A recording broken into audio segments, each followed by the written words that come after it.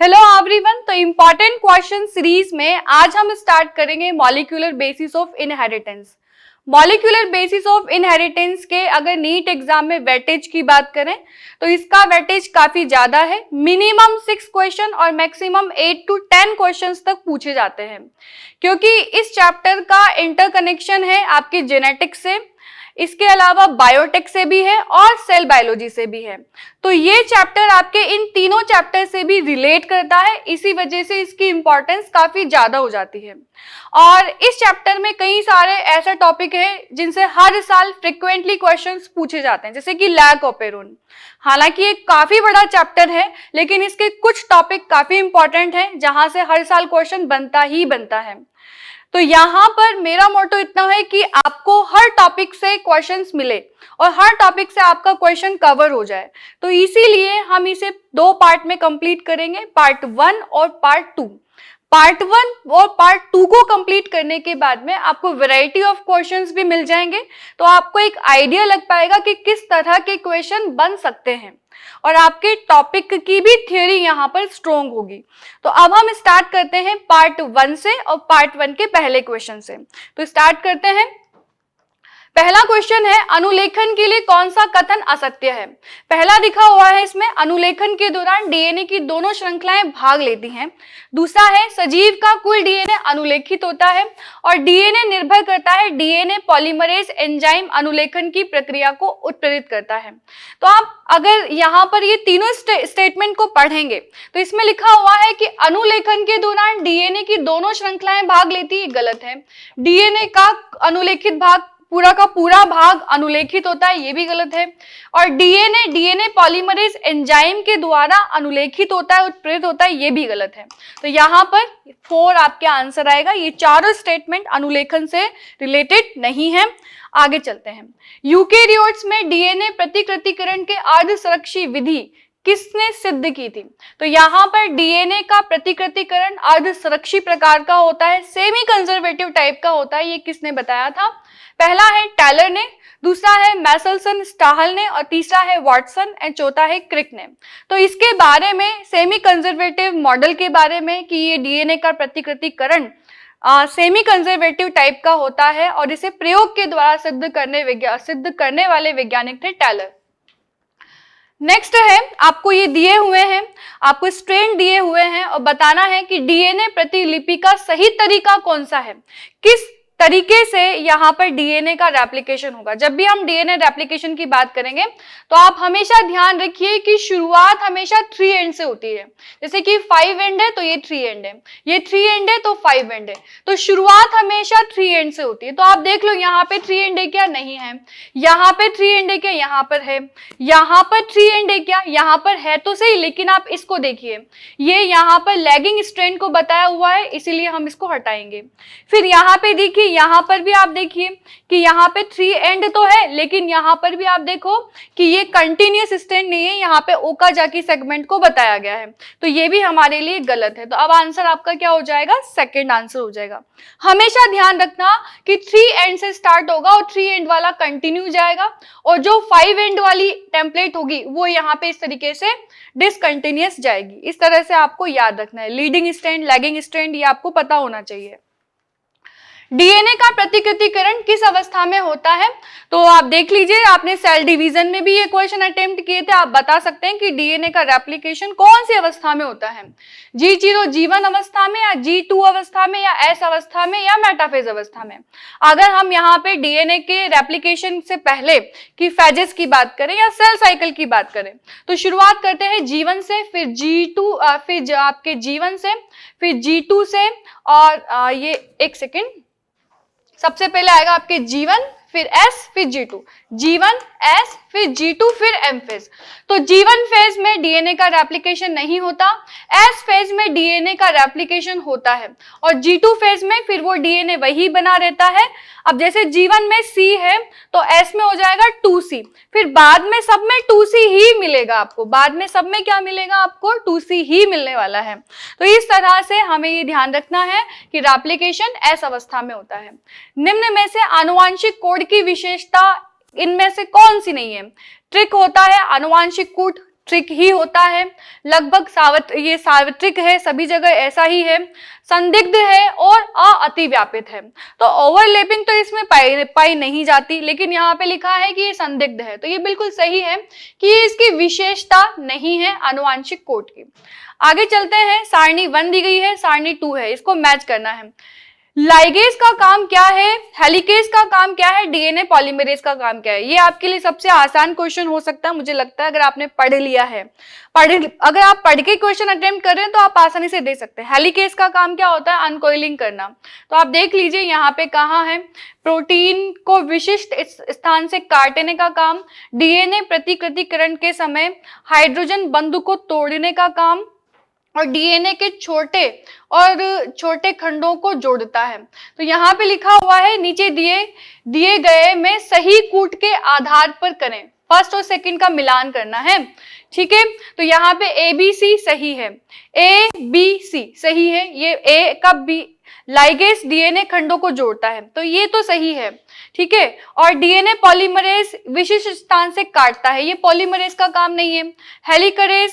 Helicase DNA के प्रतिकृतिकरण के समय हाइड्रोजन बंध को तोड़ता है, तो ये भी सही है। तो यहाँ पर अगर हम देखें तो ए और बी सही है, तो गलत है, ये बी सही नहीं है, ए सही है लेकिन बी तथा सी गलत है, तो ये भी स्टेटमेंट गलत है एक तरह से।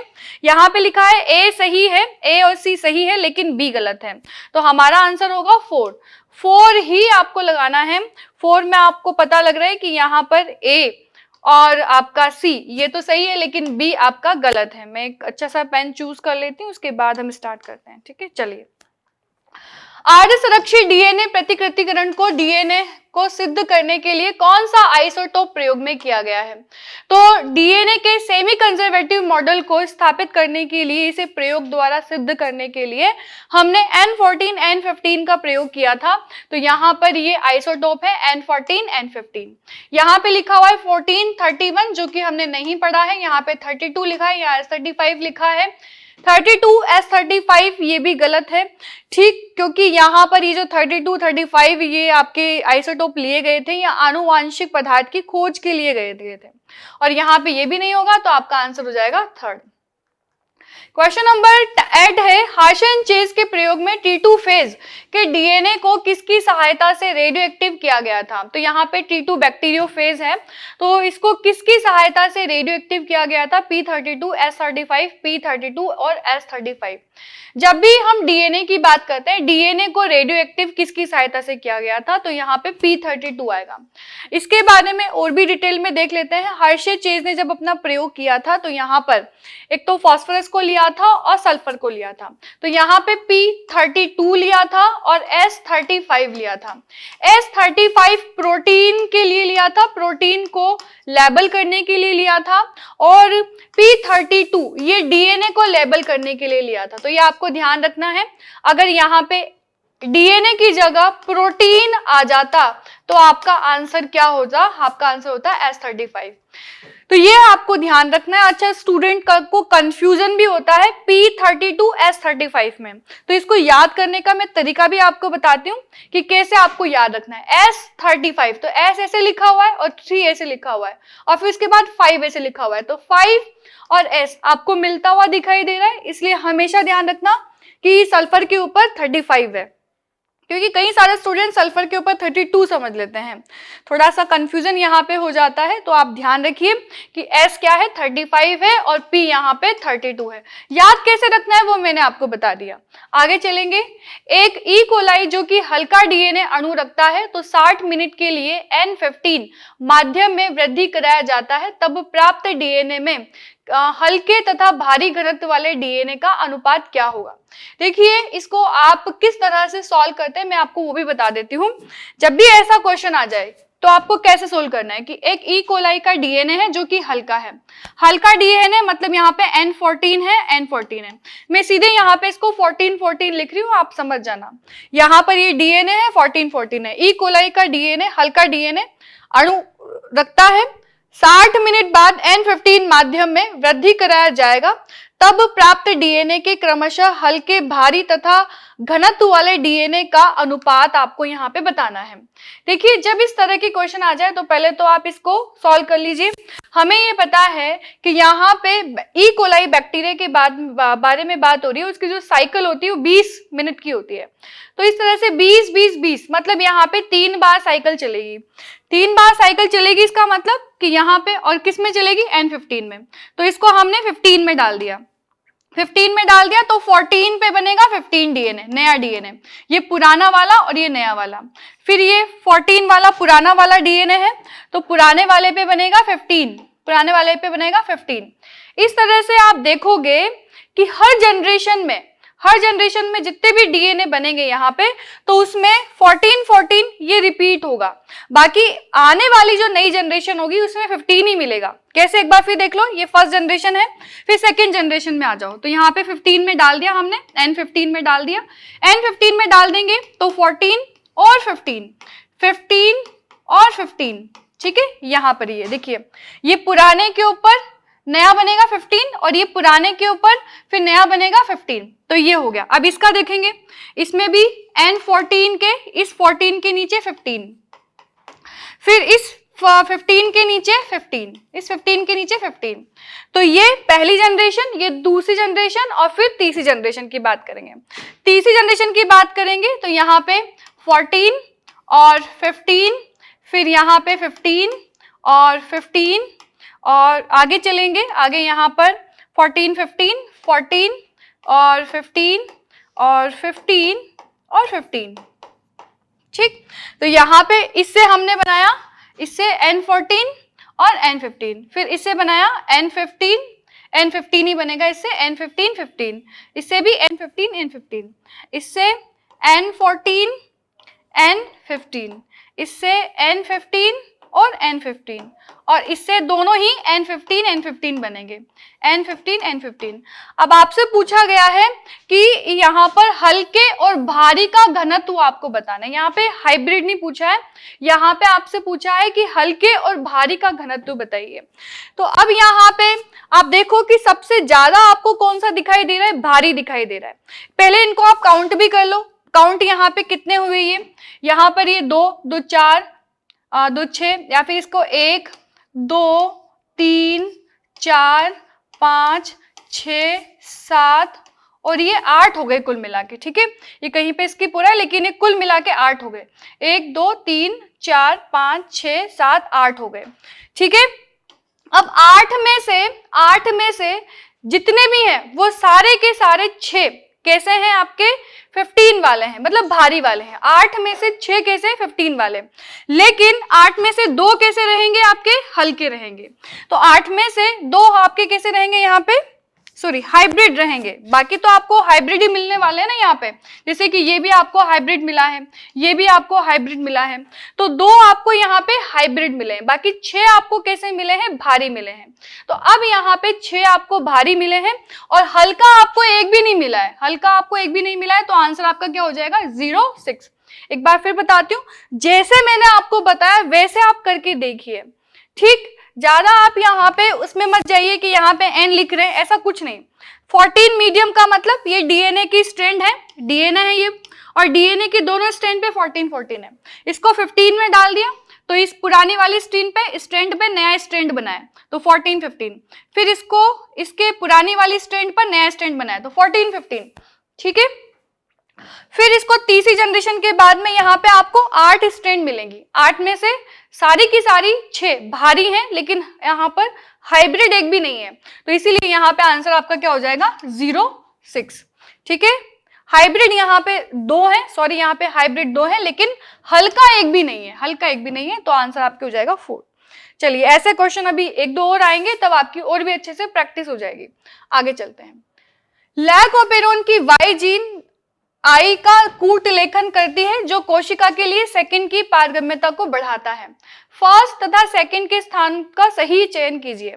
लैक्टोज और बीटा गैलेक्टोसाइड और lactose permease, permease beta galactoside और परमिएज और ग्लूकोज।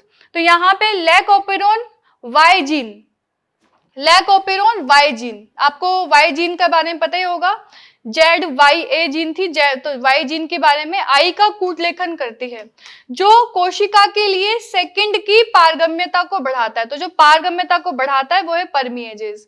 फर्स्ट तथा सेकंड रिक्त स्थानों के लिए सही शब्द का चयन कीजिए। तो Y जीन यहाँ पर परमिएज के लिए कूटलेखन करती है, जो कि बीटा गैलेक्टोसाइडेज की पारगम्यता को बढ़ाता है। तो यहाँ पे जो Y जीन है ये किसके लिए कूटलेखन करती है? परमिएज के लिए, और परमिएज यहाँ पर बीटा गैलेक्टोसाइडेज की पारगम्यता को बढ़ाता है। तो आंसर आपके आ जाएगा थर्ड। मैसलसनिस्टा के प्रयोग में ई कोलाई कोशिका को डीएनए उपस्थित है, जिसमें भारी डीएनए उपस्थित है। तो अगेन वही क्वेश्चन दोबारा रिपीट हो रहा है। आप देख रहे हैं कि मैसलसनिस्टा का प्रयोग है जिसमें एक ई कोलाई कोशिका को, जिसमें डीएनए उपस्थित है, को 4 पीढ़ी तक ऐसे माध्यम में संवर्धित किया गया है जिसमें हल्का है।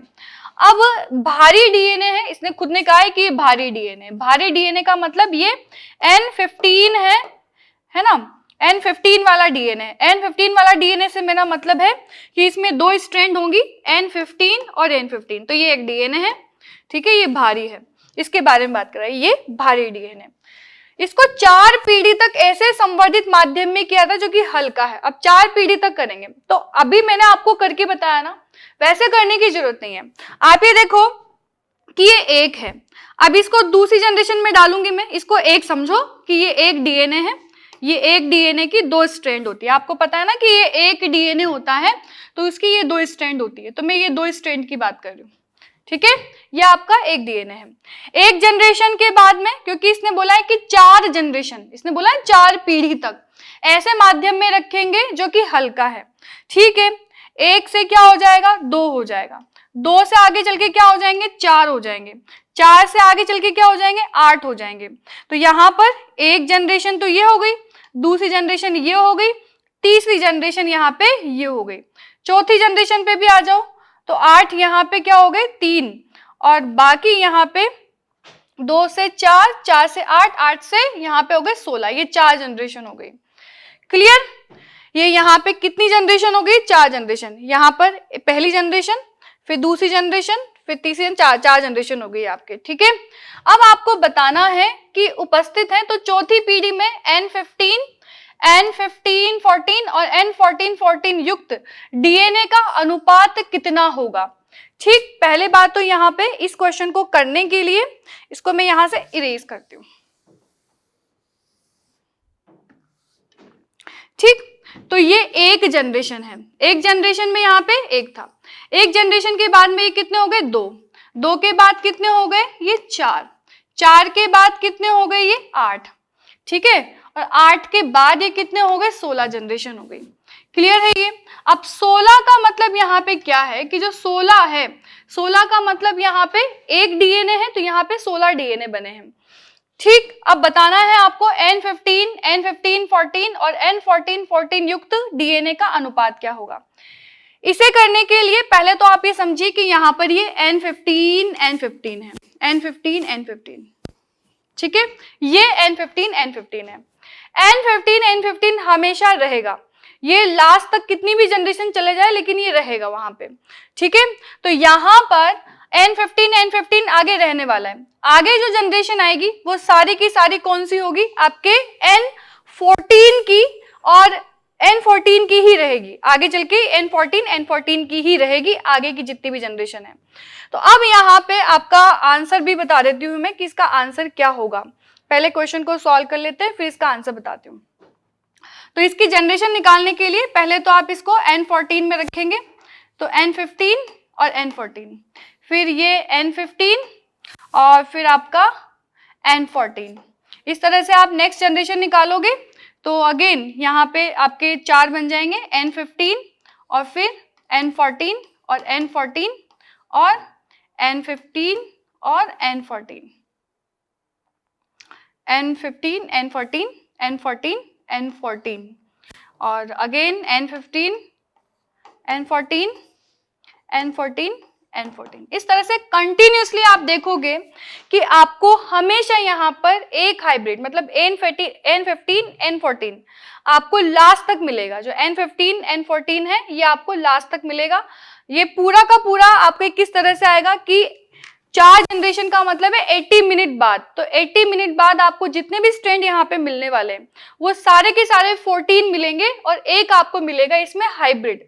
तो यहाँ पे आपका आंसर क्या हो जाएगा, N15 कितना होगा, N15 14 कितना होगा और N14 और 14 कितना होगा। तो सबसे ज्यादा आपका होगा N14 यहाँ पर हाइब्रिड हो जाएगा। N15 और 14 में चेंज हो जाएगा। तो आपका ये रहेगा केवल एक। तो इसका आंसर आ जाएगा आपके थर्ड। जैसे मैंने आपको पहले वाले क्वेश्चन में बताया वैसे आप करके देखिए, जनरेशन निकालिए तो आपका आंसर आ जाएगा। ठीक है, नहीं है तो मैं करके ही बता देती हूँ आपको, क्योंकि ये काफी लंबा हो जाएगा इसीलिए मैं आगे तक नहीं जा रही हूं।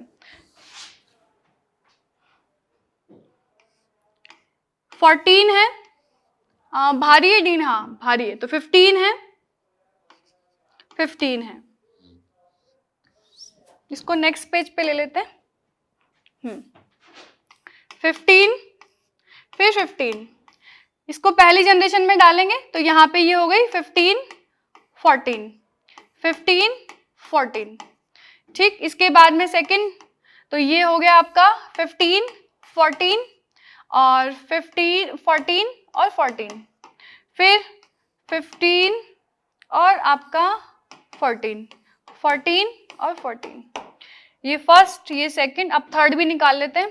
थर्ड में 15 14 14, इसका 14 और 14। अब इसका निकालेंगे 15 14 और 14 इसका निकालेंगे तो इसके 14 ही आएंगे, 14 और 14। अब इसके आगे निकालने की मेरी हिम्मत नहीं है, आप करिए खुद आपके उसमें। तो इसमें आप देखिए कि 2 4 2 6 और 2 8। अब इसके और निकालेंगे तो 16 बन जाएंगे। इसमें आप देखो कि यहाँ पर आपके सारे 14 वाले दिखाई देंगे आपको। ये भी 14 वाला है, ये भी 14 वाला है, ये भी 14 वाला है, ये भी 14 वाला है, ये भी 14 वाला है, ये भी 14 वाला है। इसमें से आप अब देखो कि ये 14 है, ये 14 है, ये 14 है, ये 14 है, ये 14 है, ये 14 है, ये भी 14 है। इसमें यहाँ पर इसका 15 और 14, फिर आगे चले 15 और 14, तो ये 2 हैं, 15 14 2 हैं। अब इनके अगर मैं हाइब्रिड की बात करूं तो इसको आप एक ही मान के चलिए। जो आप इसका रेशो निकालेंगे ना, तो रेशो में आप इसको आपको किस तरीके से आएगा कि यहाँ पर आगे जाके जो कॉम्बिनेशन आने वाले हैं ये 16 कॉम्बिनेशन आएंगे। आगे जाकर ये 8 कॉम्बिनेशन है, तो आगे जाके 4th जनरेशन में 16 कॉम्बिनेशन आएंगे। 16 कॉम्बिनेशन आएंगे तो 16 में से आपके यहाँ पर 14 तो होंगे N14 वाले, ठीक, और बाकी के जो 2 होंगे वो हमेशा यही रहेंगे, हमेशा 2 यही रहेंगे, हाइब्रिड ही रहेंगे। तो हमेशा 2 कैसे रहेंगे, हाइब्रिड, N14 और N15 वाला। अब इसका आप रेशो निकाल लीजिए। तो इसका रेशो निकालेंगे ना तो ये कितना आ गया, 1/7 रेशो आ गया। इस तरह से आपको ये आंसर निकालना है।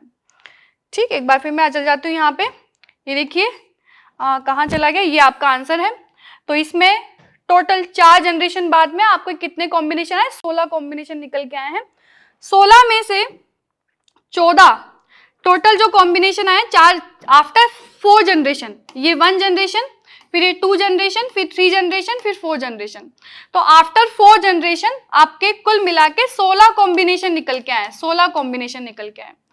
16 में से 2 तो आपके हमेशा क्या रहेंगे, N14 N15 वाले, और बाकी 14 आपके हमेशा रहेंगे N14 वाले।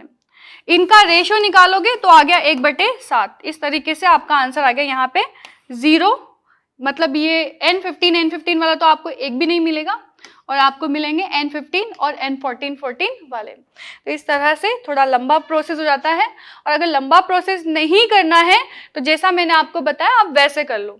ठीक है ना, जैसे आपको जनरेशन बताई, पहली जनरेशन में 2, पहली जनरेशन में 1, फिर 2, फिर 2 के बाद में 4, फिर 4 के बाद में 8, फिर 8 के बाद में 16। इस तरीके से आप जनरेशन निकाल लो। आगे चलते हैं, ये हो गया आपके।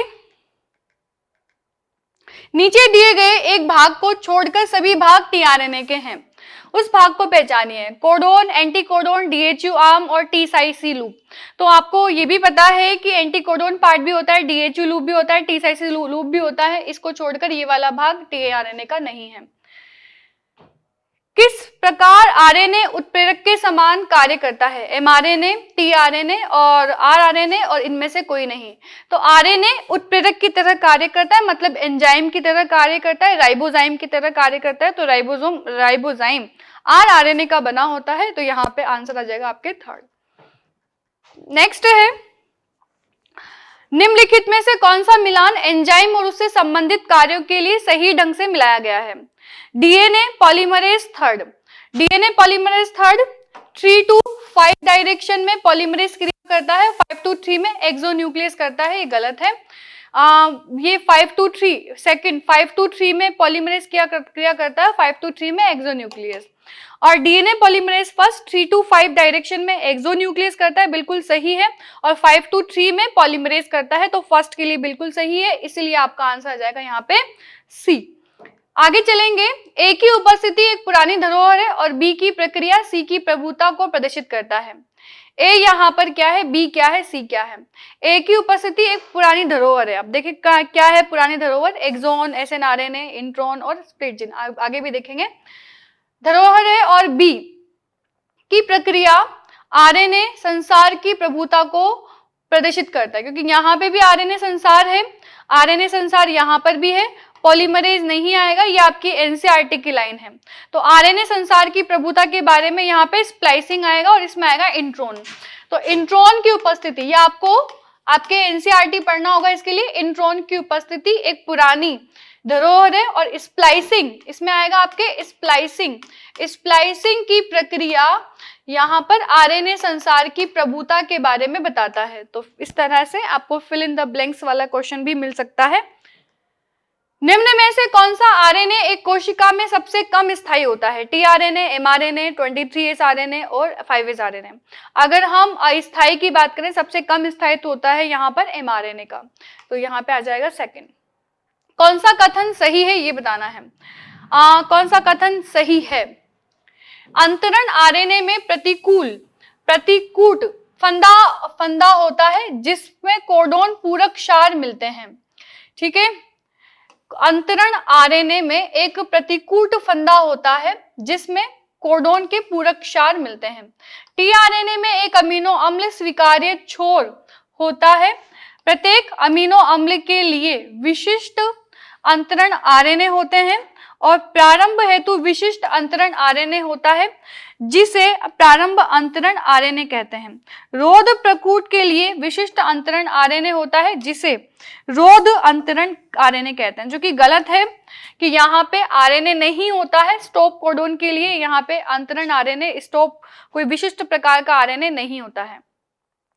तो प्रारंभ में यहाँ पे कौन सा कथन सही है? तो यहाँ कथन की बात करें तो अंतरण आरएनए में प्रतिकूट फंदा होता है जिसके कोडोन के पूरक क्षार मिलते हैं। और टीआरएनए में अमीनो अम्ल स्वीकार्य छोर है। और ये भी सही है और ये भी सही स्टेटमेंट है। प्रत्येक अमीनो अम्ल के लिए विशिष्ट अंतरण आरएनए है और प्रारंभ हेतु विशिष्ट अंतरण आरएनए होता है जिसे कि प्रारंभक अंतरण आरएनए कहते हैं। तो यहाँ पे आपके इसकी मैचिंग किससे हो रही है? इसमें 1st 2nd दिया हुआ है, 1st 2nd 3rd, 1st 2nd 4th और 1st 2nd 3rd 4th। तो आंसर आपके आ जाएगा 1st 2nd 3rd और 4th। ये 4th स्टेटमेंट आपके बिल्कुल सही है। आगे चलते हैं। गलत कथन का चयन करना है। विषाणु आरएनए आनुवांशिक पदार्थ की तरह कार्य करते हैं और डीएनए उत्प्रेरण की तरह कार्य करता है और आरएनए उत्प्रेरण की तरह कार्य करता है, डीएनए आनुवांशिक सूचनाओं को संग्रहित करता है। पहले फोर्थ स्टेटमेंट की बात करते हैं, डीएनए आनुवांशिक सूचना को संग्रहित करता है, बिल्कुल सही बात है। यदि हम डीएनए आरएनए में डिफरेंस देखें तो आरएनए का काम क्या होता है, सूचनाओं का स्थानांतरण करना, लेकिन डीएनए का कार्य क्या होता है, सूचनाओं का संग्रहण करना। सूचनाओं के संग्रहण के लिए डीएनए सबसे अच्छी डिवाइस है। तो यहाँ पर जिस तरह से हमारे पास में मेमोरी कार्ड होता है जहाँ पे सूचनाओं को हम स्टोर करते हैं, उसी तरह से हमारा डीएनए यहाँ पे सूचनाओं के स्टोरेज के लिए सबसे अच्छा यहाँ पे स्रोत है। आरएनए उत्प्रेरण की तरह कार्य करता है। तो यहाँ पे हम बात करें जैसे कि राइबोजाइम एंजाइम जो कि आरआरएनए का ही बना होता है, तो यह उत्प्रेरण की तरह कार्य करता है, ये कैटलिस्ट की तरह कार्य करता है। तो ये स्टेटमेंट भी सही है। सेकंड स्टेटमेंट दिया हुआ है, डीएनए उत्प्रेरक की तरह कार्य करता है। डीएनए कभी भी उत्प्रेरक की तरह कार्य नहीं करता। डीएनए के जो कार्य है वो सीमित है। डीएनए का इतना सा कार्य है कि आनुवांशिक सूचनाओं का संग्रहण करना। तो यहाँ पे आज ये स्टेटमेंट आपका गलत दिया गया है, बाकी ये स्टेटमेंट भी सही है। निम्न में से कौन सा कथन स्तनधारियों के एमआरएनए के लिए सबसे सही विवरण है? सामान्यतः वह डीएनए के दोनों रज्जुकों से अनुलेखित होता है। तो यहाँ पर सामान्यतः वह द्विरज्जुकी होता है। उदासीन पीएच पर उनमें कुल आवेश ऋणात्मक होता है। उसमें क्षार अनुपात हमेशा 1 होता है। जब भी हम एमआरएनए की बात करेंगे तो केवल एक ही स्ट्रैंड होता है इसमें, और इसमें क्षार अनुपात हमेशा 1 होता है, ये कहना गलत है। और इसके बाद में इसमें लिखा हुआ है कि उदासीन पीएच पर इसमें कुल आवेश ऋणात्मक होता है। तो हमेशा यहाँ पर ऋणात्मक आवेश ही मिलता है आरएनए पर। और ये इसमें लिखा हुआ है कि द्विरज्जुक होते हैं, ये भी गलत है। रज्जुकों से अनुलेखित होते हैं, डीएनए के दोनों रज्जुक से अनुलेखित होते हैं, ये भी स्टेटमेंट यहाँ पे गलत है। तो आंसर आपका आ जाएगा थर्ड। निम्नलिखित में से किस एक विकल्प में कोडोन को नीचे दिए गए एबीसी के अनुसार सही श्रेणी में रखा गया है? फिनाइल एलेनिन के लिए और ग्लाइसिन के लिए, स्टॉप कोडोन के लिए। अब यहाँ पे अगर पहले हम स्टॉप कोडोन की बात करें तो स्टॉप कोडोन कौन सा होता है? एक तो होता है यूएए और यूएजी, ये 2 स्टॉप कोडोन होते हैं। तो पहले स्टॉप कोडोन देख लेते हैं। इसमें यूएए लिया हुआ है, यूजीए दिया गलत है ये, ठीक है ना। और यहाँ पर फिर लिखा है यूएए यूएजी, यूजीए यूएजी और यूजीए यूएजी, ठीक है। तो अभी यहाँ पे इसको भी देख लेते हैं। इसमें ग्लाइसिन जीएजी एयूजी गलत है ये, और इसमें यूयू सीयूयू। तो जब भी फिनाइल एलिन की बात करते हैं तो फिनाइल एलिन में यू से शुरुआत होती है, तो यूयूसी। यहाँ पे ये भी गलत है क्योंकि इसका मैचिंग इससे नहीं हो रहा है ना, तो यूए। तो यहाँ पे फिनाइल एलिनिन के लिए जो मैच हो रहा है ये सही है। ग्लाइसिन के लिए जी और जी ये सही है, और यूएए यूएजी ये सही है। हालांकि ये देखिए कोडोन से रिलेटेड क्वेश्चन है, तो कोडोन वाले क्वेश्चन जब भी आते हैं ना तो इनको करना भी थोड़ा कठिन होता है, क्योंकि हर अमाइनो एसिड के लिए कोडोन को याद करना काफी डिफिकल्ट है। लेकिन अगर हम सिर्फ याद ये रख लें कि स्टॉप कोडोन कौन से हैं तो हमारा काम चल जाएगा। इनिशियल कोडोन कौन से हैं, मतलब जो स्टार्ट कोडोन कौन से हैं, वो उससे हमारा काम चल जाएगा। फिनाइल एलिनिन के बारे में भी पूछ लिया जाता है तो वो भी हमारा इंपॉर्टेंट है। तो इसलिए आपका यहाँ पे ये सेकंड है, थोड़ा सा मैच करना होता है, उसके बाद ये क्वेश्चन आपका बन जाएगा। डीएनए आनुवांशिक पदार्थ है, इसके बारे में सुस्पष्ट प्रमाण किसको प्राप्त हुआ था? एवेरी, मैक्लोइड, मैकार्टी, सेकंड है Hershey and Chase, and third है Griffith and Mendel and Morgan. तो डीएनए एक आनुवांशिक पदार्थ है, इसके बारे में जो सबसे पहले प्रयोगों से प्राप्त हुआ सुस्पष्ट प्रमाण वो हार्श एंड चेस ने किया था। हार्श एंड चेस का जो एक्सपेरिमेंट था, उस एक्सपेरिमेंट के बाद ये प्रूव हो गया कि डीएनए एक आनुवांशिक पदार्थ है, ना कि प्रोटीन है। तो हालांकि ये एक्सपेरिमेंट ग्रिफिथ के द्वारा भी किया गया है, एवेरी, मैक्लोइड, मैकार्टी के द्वारा भी किया गया है, लेकिन सुस्पष्ट प्रकार से हमें हार्श एंड चेस के द्वारा ये हिंट मिलती है।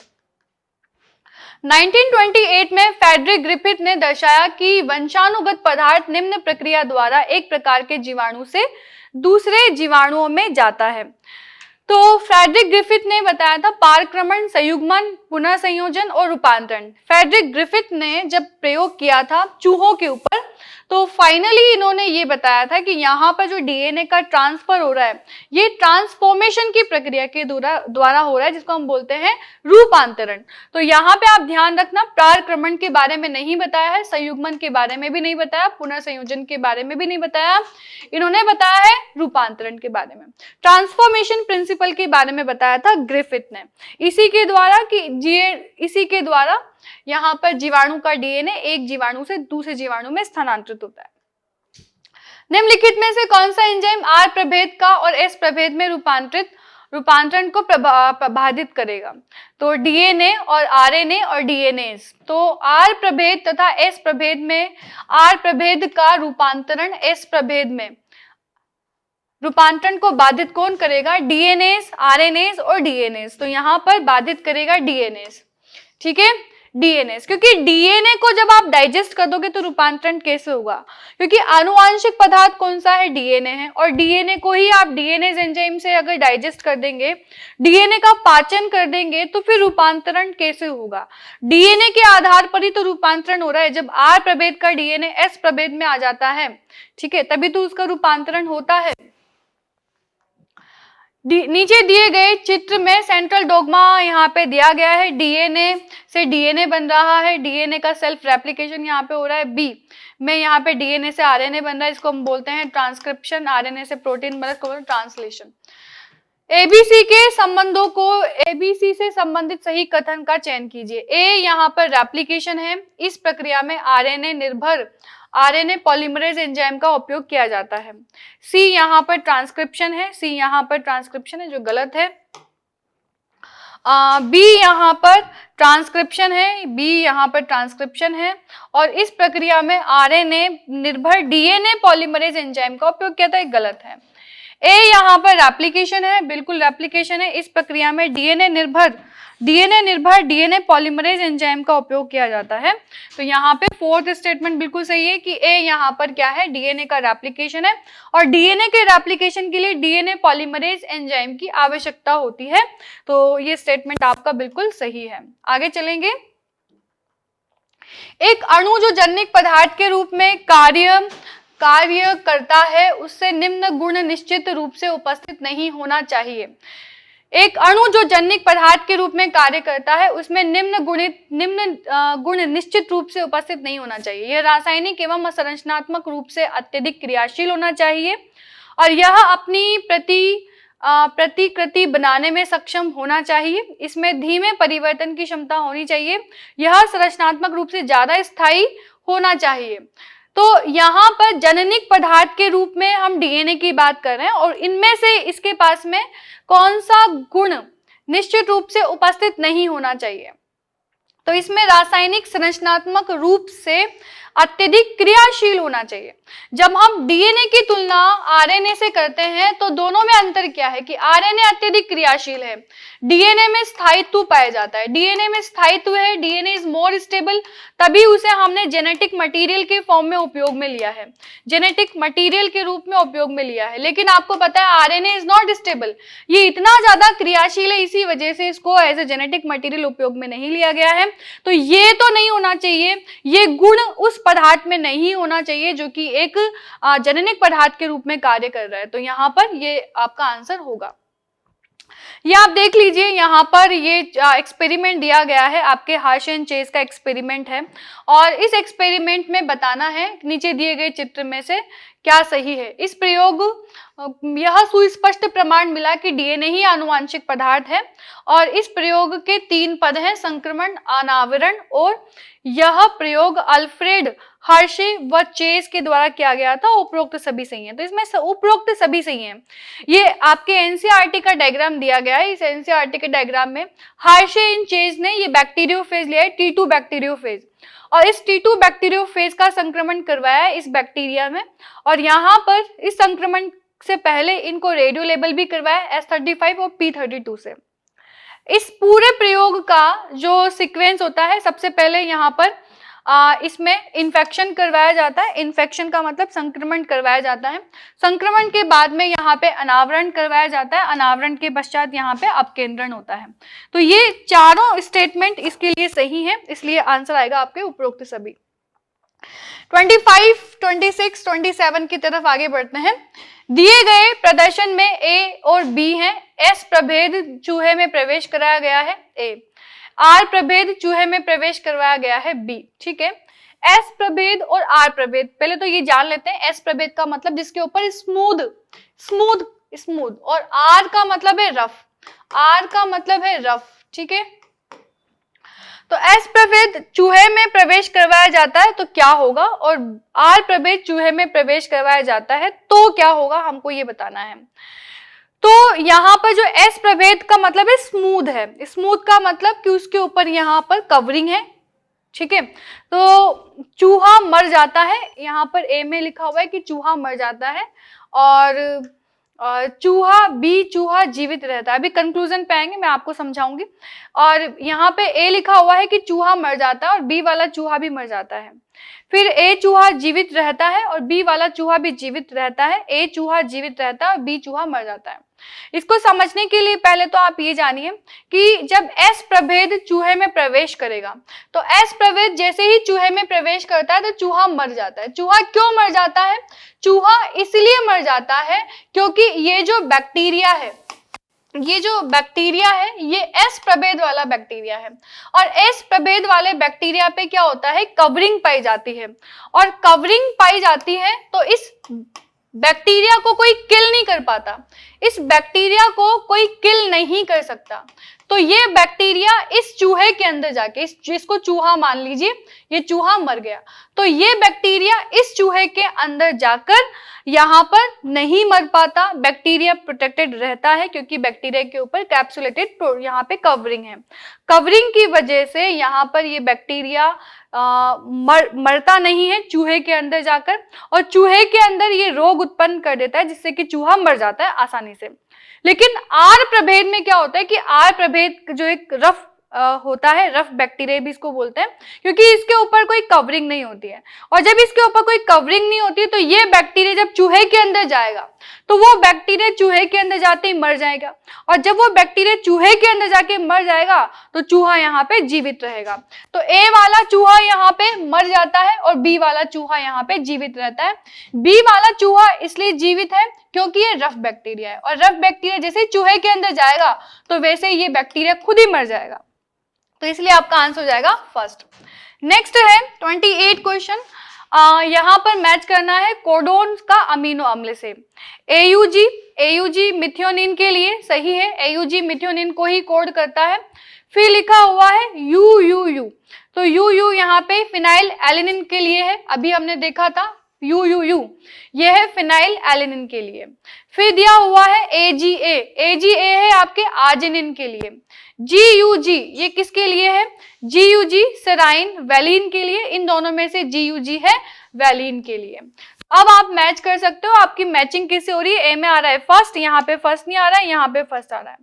बी वहां पे भी फर्स्ट आ रहा है। बी में आ रहा है आपके फिनाइल एलिनिन, बी में आ रहा है थर्ड, तो बी में इधर सेकंड आ रहा है, बी में इधर थर्ड आ रहा है, तो यही आपका आंसर है, बी में फर्स्ट, मतलब बी में यहाँ पे थर्ड, और आपका 28 का क्वेश्चन का आंसर क्या हो गया? फर्स्ट हो गया। निम्न में से कौन सा आनुवांशिक कूट के अपहासित गुण को से संबंधित है? कुछ अमीनो अम्ल का केवल एक ही कोडोन द्वारा कूट होना, एक कोडोन के द्वारा एक अमीनो अम्ल का कूट होना, एक अमीनो अम्ल का एक से अधिक कोडोन के द्वारा कूट होना, और एक कोडोन द्वारा कई अमीनो अम्ल को कूट करना। तो जब हम अपहासिता की बात करते हैं, अपहासिता को डीजेनरेसी कहा जाता है। तो यहाँ पर डीजेनरेसी का मतलब है, क्योंकि हमने देखा कि अमीनो अम्ल तो 20 ही हैं, 20-21 ही अमीनो अम्ल हैं, लेकिन कोडोन कितने हैं? 64 कोडोन है। 64 कोडोन में से भी आपको पता है कि यहाँ पे नॉनसेंस कोडोन है, वो कोडोन है, तो यहाँ पे नॉनसेंस कोडोन तो 3 है, बाकी के जो सेंस कोडोन है वो आपके 61 कोडोन है।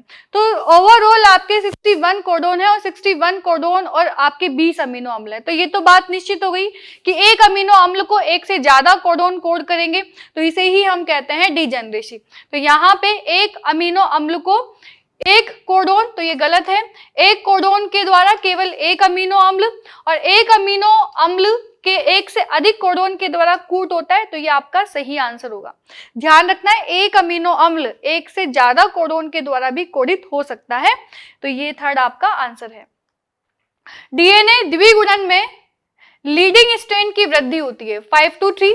जब भी यहाँ पे डीएनए का द्विगुणन होता है तो लीडिंग स्ट्रैंड बताना है। ये 3 स्ट्रैंड है, ये 5 है, ये 5 to 3 है, और ये 3 to 5 है। हमेशा ध्यान रखना शुरू यहाँ से होगा, तो जो लीडिंग स्ट्रैंड होंगी वो 5 to 3 जाएगी, 5 to 3, और जो लेगिंग होगी वो इस तरह से जाएगी उल्टी। तो इसमें क्या होगा, सतत, सतत तो होगी सही है, असतत तो नहीं होगी, असतत वाले को हटा दो। और इसकी दिशा आपको बतानी है, तो यहाँ आप देख रहे हो 5 to 3 डायरेक्शन में जाएगा, ये 5 to 3 में सतत। तो आंसर आ गया आपके फर्स्ट। एचएनआरएनए में होता है केवल एक्सोन, केवल इंट्रोन और प्रोमोटर। तो एचएनआरएनए में एक्सोन और इंट्रोन ये दोनों ही होते हैं, इसीलिए उसको हेट्रोजीनस आरएनए भी कहते हैं, एचएनआरएनए भी कहते हैं। आरएनए संसाधन के अंतर्गत आते हैं, कैपिंग आती है, टेलिंग आती है, स्प्लाइसिंग आती है, ये सभी आता है। जब भी हम आरएनए की प्रोसेसिंग करते हैं तो आरएनए की प्रोसेसिंग में तीनों चीजें होती है, उसकी कैपिंग भी होती है, उसकी टेलिंग भी होती है, और फिर उसकी स्प्लाइसिंग भी होती है। तो यहाँ पर फोर्थ आपका आंसर आ जाएगा। डीएनए से आरएनए के निर्माण की प्रक्रिया को क्या कहा जाता है? डीएनए से आरएनए निर्माण की प्रक्रिया को हम बोलते हैं अनुलेखन। ध्यान रखना, डीएनए से आरएनए और आरएनए से प्रोटीन, हालांकि सबको पता है ये, फिर भी कुछ बेसिक चीजें हैं, अगर कभी कभी बेसिक चीजें भी हमें याद नहीं होती है, तो डीएनए से आरएनए बनने को बोलते हैं ट्रांसक्रिप्शन, और आरएनए से प्रोटीन बनने को बोलते हैं ट्रांसलेशन। हिंदी में इसे कहेंगे अनुलेखन, अनुलेखन, और इसे कहेंगे अनुवादन, इसे हम कहेंगे अनुवादन। तो इस तरह से आपको ध्यान रखना है कि इसका आंसर आपके क्या आ जाएगा, फर्स्ट आ जाएगा। 34, डीएनए के कूट लेखन रज्जु में नाइट्रोजन क्षारकों का क्रम दिया हुआ है CAT, GTT और TAT और GCGA। तो इसके टेम्पलेट रज्जु से बनने वाले mRNA का क्रम क्या होगा? जब भी आपको ऐसा क्वेश्चन मिल जाए तो सबसे पहले तो आप ये देखिए कि इसको पहले आप चेंज करिए।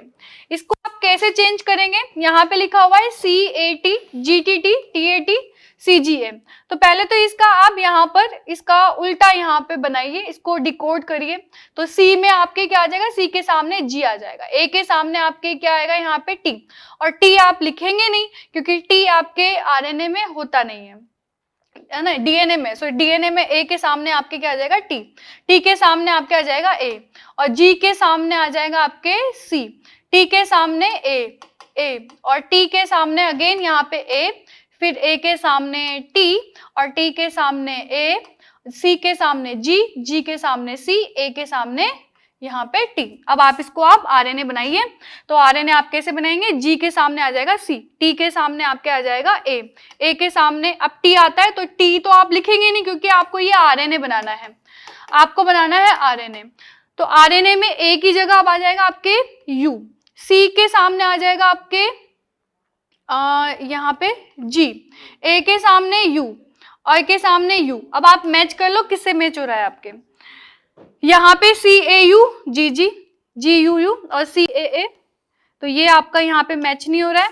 GUA ये भी आपका मैच नहीं हो रहा है, और ये भी आपका मैच नहीं हो, तो आंसर आपका ये है। जब भी ऐसा क्वेश्चन बने तो सबसे पहले आप इसको डिकोड कर लो पहले, तो क्योंकि ये डीएनए ही है, तो इसका एक और उल्टा बनाओ, फिर इसके नीचे वाले का यहाँ पे mRNA टेम्पलेट आपको बनाना है। इस तरह से ये क्वेश्चन सॉल्व करना होगा। निम्न में से कौन सा कथन यूकेरियोटिक में संसाधित mRNA के संदर्भ में सही है?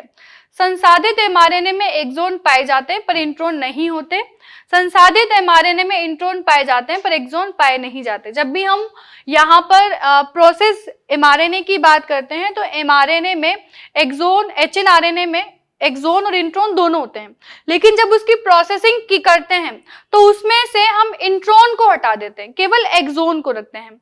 तो संसाधित mRNA में एक्सोन पाए जाते हैं और इंट्रोन नहीं होते। ठीक है, आगे भी पढ़ेंगे। mRNA में इंट्रोन पाए जाते हैं, जो कि गलत है। mRNA में एक्सोन इंट्रोन दोनों ही नहीं पाए जाते, ये भी गलत है। mRNA में एक्सोन इंट्रोन दोनों पाए जाते हैं, तो आपका आंसर आ जाएगा फर्स्ट। यूकेरियोट्स में HNRNA जो कि स्थानांतरण आरएनए, जिसे हम एमआरएनए कहते हैं, का पूर्ववर्ती है, उसको कौन सा एंजाइम अनुलेखित करता है? RNA polymerase first, RNA polymerase second, RNA polymerase third और डीएनए पॉलीमरेज सेकंड। जब भी हम एचएनआरएनए की प्रोसेसिंग की बात करते हैं तो यहाँ पे आरएनए पॉलीमरेज काम करता है और आरएनए पॉलीमरेज कौन सा? सेकंड काम करता है। तो यहाँ पे आंसर आ जाएगा आपके सेकंड। निम्न में से कौन सा कथन सही है? पहला दिया हुआ है एचएनआरएनए एक प्रक्रम से गुजरता है जिसे स्प्लाइसिंग कहते हैं, जिसमें एक्सोन अलग हो जाता है। सेकंड है आच्छादन में एक असाधारण न्यूक्लियोटाइड एचएनआरएनए के तीसरे सिरे पर जुड़ता है। और तीसरा दिया हुआ है स्प्लाइसिंग प्रक्रिया में डीएनए संसार की प्रभुता को व्यक्त करती है। और चौथा यहाँ पे दिया हुआ है कि पुच्छन में एडेनिन के न्यूक्लियोटाइड स्वतंत्र रूप से एचएनआरएनए के तीसरे किनारे पर जुड़ता है। जब भी हम यहाँ पे एचएनआरएनए की बात करेंगे ना, तो इससे संबंधित सही कथन का चुनाव हमको करना है। सही कथन बताना है तो यहाँ पे लिखा हुआ है कि इस प्रक्रम में यहाँ पर स्प्लाइसिंग कहते हैं, जिससे कि एक्सोन अलग हो जाता है। स्प्लाइसिंग तो होती है लेकिन एक्सोन अलग नहीं होता है। आपको पता है कि एक्सोन को तो हम रखते हैं, तो यहाँ पे ये गलत होगा। आच्छादन में एक असाधारण न्यूक्लियोटाइड एचएनआरएनए तीसरे किनारे पर जुड़ता है, जो कि ये भी गलत है। और स्प्लाइसिंग प्रक्रिया में डीएनए संसार की भूमिका प्रभुता होती है, ये भी गलत है क्योंकि यहाँ पे आरएनए आएगा। पुच्छन की प्रक्रिया में जब टेलिंग होती है तो टेलिंग यहाँ पे तीसरे किनारे पे होती है ना। और यहाँ पे आप देखिए क्या लिखा हुआ है, कैपिंग तीसरे किनारे पे होती है। टेलिंग होती है तीसरे किनारे पर, जिसमें एडेनिन की न्यूक्लियोटाइड स्वतंत्र रूप से एचएनआरएनए के किनारे पर जुड़ता है। तो हमें ये ध्यान रखना है कि कौन से किनारे पर केपिंग हो रही है और कौन से किनारे पर टेलिंग हो रही है। आगे चलेंगे, यहाँ सही आंसर फोर्थ है। वास्तविक 3D संरचना के अनुसार टीआरएनए सघन अणु है जो किसकी तरह दिखाई देता है? क्लोवर लीफ की तरह, उल्टे आई की तरह, जे आकृति की तरह, उल्टे एल की तरह। तो 3D संरचना में ये जो टीआरएनए होता है ये कैसा दिखाई देता है? ये उल्टे टी की तरह दिखाई देता है। कौन सा कोडोन अनुवादन के दौरान दोहरा कार्य उत्पन्न करता है? UAA, UAG, AUG और UGA। AUG ये दोहरे कार्य की तरह कार्य करता है, ये स्टार्ट कोडोन की तरह भी कार्य करता है। और यहाँ पर AUG एक अमीनो अम्ल मेथियोनिन को भी कोड करता है। ठीक है। प्रोटीन संश्लेषण के समय जब पूर्ण पॉलीपेप्टाइड बन जाती है एवं अनुवादन पूरा हो जाता है तो यह पॉलीपेप्टाइड किसकी क्रिया द्वारा अंतिम टीआरएनए से अलग हो जाता है? समापक के द्वारा दीर्घीकरण, विमुक्ति कारक और आरआरएनए। तो यहाँ पर जब प्रोटीन संश्लेषण पूरा हो जाता है और पॉलीपेप्टाइड बन जाती है तो अनुवादन पूरा हो जाता है। यह पॉलीपेप्टाइड किसकी प्रक्रिया के द्वारा टीआरएनए से अलग होता है? यह विमुक्ति कारक, जिसे हम रिलीजिंग फैक्टर बोलते हैं। रिलीजिंग फैक्टर के बारे में आपको बताया गया है। रिलीजिंग फैक्टर यहाँ पर जो है आपकी प्रोकैरियोटिक कोशिका में कौन से, यूकैरियोटिक कोशिका में कौन से हैं, तो इनकी वजह से ही यहाँ पे विमुक्ति होती है, मतलब टीआरएनए अलग हो जाता है। असामान्यतः नाइट्रोजन क्षार किसकी संरचना में पाई जाती हैं?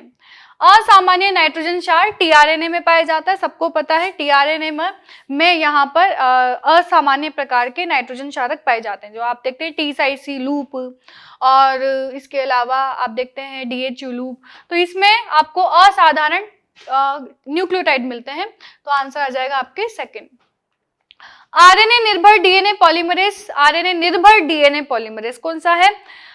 DNA polymerase first, reverse transcriptase और टोपोआइसोमरेज और सेवेरोओको एंजाइम। तो यहाँ पर आरएनए निर्भर डीएनए पॉलीमरेज है reverse transcriptase enzyme. Reverse transcriptase enzyme यह आरएनए निर्भर पॉलीमरेज एंजाइम है। नेक्स्ट, असीम केंद्रीय जीवों में लैक ऑपेरोन ऋणात्मक नियंत्रण दर्शाता है और इंड्यूसिबल ऑपेरोन है, धनात्मक नियमन नहीं हो सकता। तो यहाँ पर देखिए, जब हम असीम केंद्र की जीवों की बात करते हैं तो लेक ऑपेरोन यहाँ पर ऋणात्मक नियंत्रण तो दर्शाता ही है, उसी के साथ साथ यहाँ पर ये इंड्यूसिबल ऑपेरोन भी है, लेकिन इसका धनात्मक नियमन नहीं हो सकता, जबकि इसका धनात्मक नियमन भी हो सकता है। ठीक है, ऋणात्मक भी है और धनात्मक भी है। तो यहाँ पर ये इसमें ए बी दोनों सही है, केवल सी सही है, केवल सी गलत है, बी गलत है, ये सही है, और बी और सी दोनों गलत है। तो यहाँ पर ये सही है और ये सही है, इसलिए यहाँ पर ये गलत है और आपका आंसर आ जाएगा फर्स्ट।